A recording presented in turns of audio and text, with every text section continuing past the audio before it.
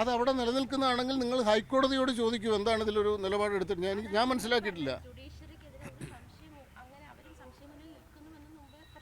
Judiciary ഹൈക്കോടതി നിങ്ങളുടെ കാഴ്ചപ്പാടിൽ സംശയമുനയിലാണോ? നിങ്ങൾ അങ്ങോട്ട് തിരിഞ്ഞു എന്നൊന്ന് പറഞ്ഞ് ഹൈക്കോടതി സംശയ നിലവിലാണെന്ന്.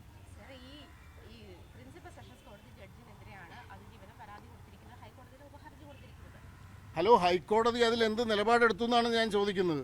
ഹൈക്കോടതി നിലപാടെടുത്തില്ലെങ്കിൽ പിന്നെ ഞാൻ എന്താ പറയേണ്ടത്?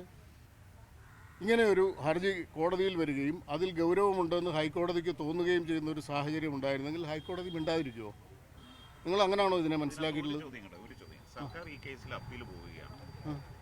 ഈ വിധിക്കെതിരെ അപ്പീൽ പോകാൻ തീരുമാനിച്ചായിട്ട് മുഖ്യമന്ത്രി നിയമമന്ത്രി അറിയിച്ചായിട്ട് ഇന്നലെ പറഞ്ഞു.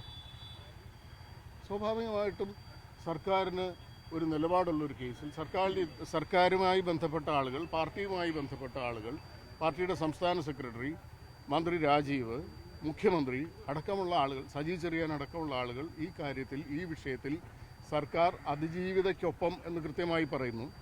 ഏത് കേസിലും സ്വാഭാവികമായി സംഭവിക്കാവുന്നതുപോലെ ഈ കേസിൽ അപ്പീലിന് പോകാനുള്ളൊരു ബാധ്യതയും ഉത്തരവാദിത്വം സർക്കാരിനില്ലേ? സർക്കാർ പോകും.